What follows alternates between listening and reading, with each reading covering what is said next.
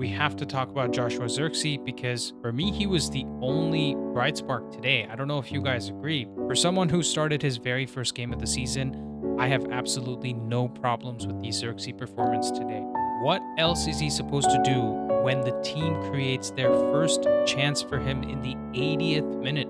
I think we have a player here who can give us 7 to 10 goals and assists combined across the season, and it will be foolish to get rid of him in January, especially because we don't know what Sesko is going to look like when he comes back from his knee injury. By Bruno Fernandes to Joshua Zirkzee, who can whack it through and score! Oh, that's such a big goal for him!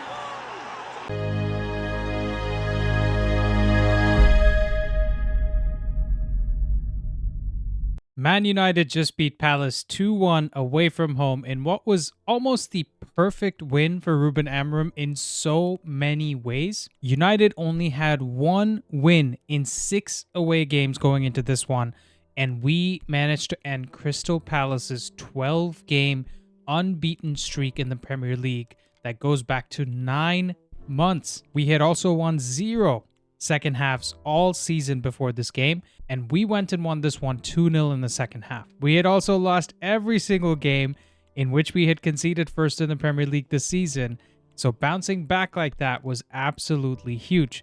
And most importantly, we beat one of the most informed teams in the league, whose coach and players were being glazed like a donut going into this game. And you know that Gary Neville, Jamie Carragher, and the United Haters Club would have jumped out of the bushes to say, see, he doesn't even have the best 3 at the back formation or system in the league. If you're a United fan watching this, don't let the haters fool you into believing that we were lucky to get the win today, because those same haters wouldn't let you say that we were unlucky if we had lost. And speaking of haters, we had plenty of people laying into Joshua Zirkzee after the Everton game, saying that he's not good enough, we should sell him immediately. Someone even said he had the predatory instincts of a lobotomized cow. As funny as that is, we need to get away from the negativity, guys. If you believe everything you read on social media, we should sell Mbumo because he didn't score today. In fact, the negativity around our club has gotten so bad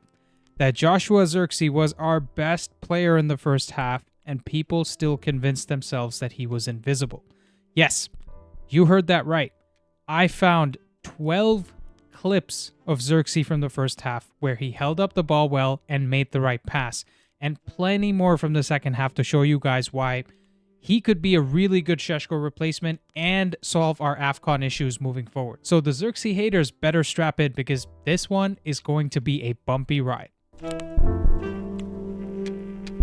Now, the first one had everyone feeling pretty dejected because Palace showed up with really high intensity and didn't give us any time on the ball. And it's not like we were crap in the first half. We actually had good performances from Zirkzee, Dalot, Luke Shaw, and bits and pieces from Mbumo and Ahmad as well. Our primary struggles came from the midfield because Casemiro and Bruno looked every bit of the 64-year-old midfield pair that they really are. And De Ligt and Euro really hampered us on the ball as well. I mean, some of their passes were shocking, and some of the things they didn't do to progress us was also shocking. So let's take a look at some examples of what Zirkzee did well despite the poor performances from our midfield. We start with this clip from the first few minutes of the game where Zirkzee has received the ball into his feet in transition, and you can see the Palace players are still running back and getting into position, and we only have Mount up ahead and Mbumo here on the far side. Now Zirkzee uses his body well to shield the ball from Lacroix here, and he's still waiting for someone to come forward, and just off screen here we have Dalot, who's kind of slowed down and he doesn't make this run into the space for some reason. But finally we see Bruno coming up on screen over here, and Zirkzee's getting sandwiched by Munoz from the front as well, so he has to release this ball. He tries the pass to Bruno, but it goes straight to Wharton. What does he do for the second ball? He immediately reacts, goes for the loose ball, and plays the loose ball into Casemiro right here. And now you're thinking, go on, get this ball into Mason Mount. Mount can lay it off to Bruno, and maybe Zirkzee can make this run behind Lacroix to get into this space right here. But what does Casemiro do? He passes it straight to Kamada over here instead of going to Mount. I'm sorry, guys. That's almost a dead ball that lands into Casemiro, and he can't make a straight pass into Mount with almost no pressure on him. So United's momentum is completely killed because our most experienced central midfielder can't make a simple pass. Next, we have Dalot on the ball in our own half after we've just won it back, which means the Palace team is yet again not settled defensively, and we have a very good transition opportunity. Dalot releases this ball to Mount on the left-hand side here, and he plays it first time into Zirkzee in the middle right there. It's a nice bouncing ball, so Zirkzee has to do, decently well, do his basics well to get this out to Casemiro. And he does exactly that, and Casemiro is basically in acres of space here, and all he needs to do is play it out to Mbeumo or Ahmad on the right-hand side so that we can capitalize on this many Palace players being in our own team. Again, guys, don't forget, Zirkzee has done very well to do his part, what is required from him, what would be required from Sesko as well in this position. And what does Casemiro do? He plays a left-footed pass into Ahmad, and it's basically behind Ahmad, so it kills all the momentum. All the Palace players can get back into position, and it's actually so bad that not only do we not go forward, Ahmad ends up going backwards, right? He makes this pass backwards, and the whole Palace team is behind the ball now. I can't stress this enough, guys. That was Casemiro's worst half of football this season because he kept messing up attacks time and time again. Loose touches, wrong weight or angle of pass, you name it, and Casemiro was getting it wrong.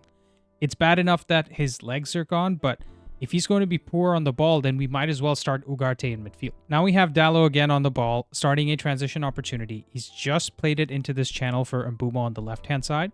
As Mbeumo receives it and he dribbles forward with it right here, Zirkzee is available on the inside right there, and that's just the ref right here. So Mbeumo gets his head up and plays it easily into Zirkzee's feet here. And right here, I want you guys to appreciate Zirkzee's positional awareness because he's already turned around and he knows that there's a man on. So he's going to play this first time back into Casemiro. Again, super nice weight of pass, and all Casemiro needs to do is either play it to this guy over here or play it to one of these guys over here. What does Casemiro do?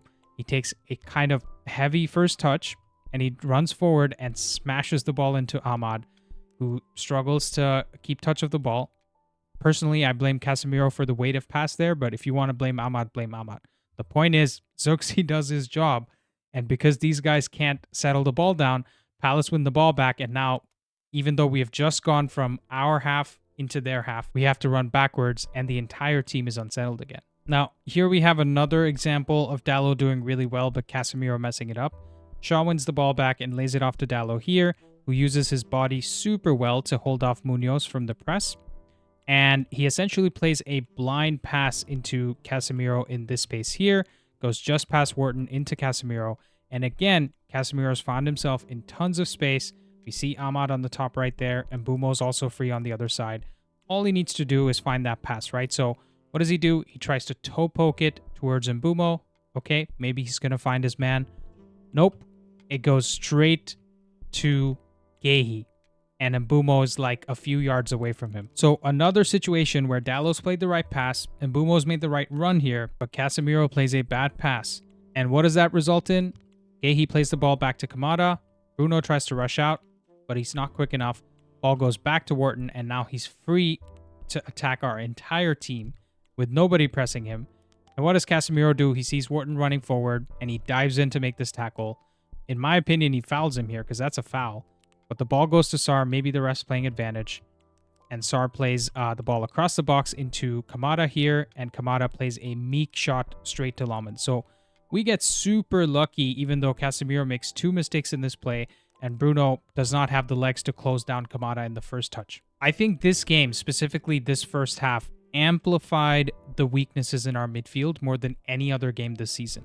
And honestly, I don't even really blame Casemiro or Bruno for this because they're both old. They both don't have the legs to play in the midfield, especially in this system. And one of them hasn't even played this position before. In fact, I'll go as far as to say that both of these guys still deserve praise for how well they've done this season when we've come up against much younger, faster, and stronger midfields. I think this first half just showed us how poor the quality of our squad is right now and how well Amorim is doing to be 3 points off top 4 with this team. Now we get to the first clip that isn't Casemiro's fault as he dribbles forward out of the defensive third here, and he lays it off to Zirkzee in the middle right there. And again, solid link-up play to keep Lacroix at bay. And he lays it off nicely to Casemiro here. Casemiro plays it first time into Mount. And as this comes into Mount, you're thinking, listen, you're kind of already wrong side of Munoz, so you have two options. Either you take a touch in this direction to get your body across Munoz, so that he either fouls you or you get straight through behind, and then Richards has to make a decision. Or you take a touch, play it into Zirkzee, get the 1-2 going, and maybe find some space in behind for one of you two. But instead, Mount receives this ball, takes a first touch with his left foot, and fires it into Zirkzee's foot. He's literally got the please bro meme on his face right there. Like, if you look at Zirkzee, because Mount holds his hands up immediately because he knows there's way too much weight on it. Let's see that one again at full speed. You see Casemiro playing the ball. Mount takes the touch and fires it into Zirkzee. So I don't know what is going on, guys, but it seems like everyone is hell-bent on making Zirkzee look like he's having a bad game. Because when you see this in real time, I don't blame you guys for blaming Zirkzee. I saw it a second time around and literally 12 clips. I'm only showing you 4 of them here, but I have 12 clips of him doing the right thing and somebody else making a mistake. And look, I don't really have a problem with the Zirkzee comments after that Everton game. We're allowed to be negative after that terrible performance from the whole team. In fact, if you guys want to call out the lunch lady at Old Trafford because she must have prepared expired rations from the Cold War era, I have no problem with it. My issue is with the fact that we're holding Zirkzee to the same standard as every other first-team player when Everton was literally the first time he played 90 minutes this season. And given all of that, he did a few good things in that game. And I can see where everyone else is coming from because we've gotten so used to being let down by the rotten apples like Rashford, Garnacho, Antony, Sancho, that we want to throw even the unripened apples with the whole bunch. When you hear that Zirkzee's doing the right things in training, that Amorim, the staff, and the players are all happy with him, and you see him trying his best against Everton when the rest of the team basically fell asleep on the pitch, we have to give a player like that the chance to come good. And now that Sesko's out for a month and we literally don't have anyone else to come in, let's just back our man. Why can't we do that? Now, according to Transfermarkt, Sesko's expected return date is December 5th, but we haven't heard anything from the club yet to suggest that he'll be back as soon as the Wolves game on December 8th. In my personal opinion, the earliest we'll see Sesko back in the team is against Aston Villa on December 21st, and even then, he's most likely to come off the bench to avoid re-triggering another injury. So we need someone to step in for Sesko against West Ham, Wolves, Bournemouth, and Villa. And from the Villa game onwards, we need Zirkzee to step in for Mbeumo and Ahmad, who leave for AFCON. So regardless of when Sesko comes back into the team, it looks like Zirkzee needs to play regularly till January 17th against City, which is a 9-game stretch starting with West Ham on Thursday. Now, on top of the 4 Zirkzee clips that we already saw and the 8 Zirkzee clips that I didn't show you from the first half, I have 2 specific clips from the second half that tell me Zirkzee was built for this exact moment when we don't have some of our best players. So here we have Bruno taking the free kick for the goal, and Zirkzee's already on the move here behind Mitchell on the wrong side. As the ball comes in, Kamara gets on the wrong side of Zirkzee, and this is basically an impossible angle to score from right here, right? Because Zirkzee actually takes his shot from this area right here. And this is almost like next to impossible because he gets the ball down here and he, half volleys it past Henderson. This was a 0.03 XG chance, guys, which tells me that the finish from Zirkzee was nearly impossible, and we really, really needed that from him to kickstart our remontada in the second half. We all felt that Palace's intensity fell off in the second half, and I felt like we actually maintained the intensity we had in the first half, and we were maybe 10% better on the ball because we still had the same midfield, right? But I think that was enough for us to get over the line today. For me, Zirkzee can be a good replacement for Sesko and Mbeumo over these next 9 games. And I want to see, 4, 5 goal involvements from him in that space. So like 2 goals, 2 assists, or 3 goals, 2 assists. I think that would be amazing. I know that seems like we're asking for a lot, but I think it's possible, right? I think That will be sufficient for us to stay in contention for the European spots, and I promise you guys will be asking for Zirkzee to stay in the team after this 9-game stretch. Now, here we are in the 62nd minute, and Luke Shaw is about to play the ball down the left-hand channel to Zirkzee. So Shaw launches this ball over the top, and you can see Dalot actually making this run down the inside half space here. And Zirkzee jumps up high, wins the header, and knocks it down straight into Dalot's path. And Mbeumo's making this run down the middle. All Dalot needs to do now is lay this ball off to Mbeumo, and it's most certainly a goal right here, right? Because look at this. Mitchell is so far away, and we still have Ahmad as a spare man. But he basically gets leveled when he cuts on the inside by Guéhi, and he concedes a foul. Now, every bone in your body might want to criticize Dalot for not getting it out to Mbeumo fast enough, but this free kick right here is the one that Mason Mount converts for 2-0. And Dalot, to be fair, does really well to evade Guéhi's tackle here, who is arguably a top 3 or top 5 center back in the Premier League right now. Plus, I really like how Dalot moved around positionally today, because there were a few times in the first half where Dalot stepped in for Luke Shaw at left center back, while Shaw was hugging the touchline on the left wing, going actually beyond Zirkzee as well.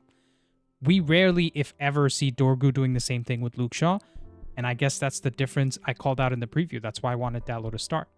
But let's talk about Zirkzee's impact on winning this free kick, because this header right here is a Sesko flick on if I've ever seen one. That's exactly what Sesko has been doing for us when he was fit.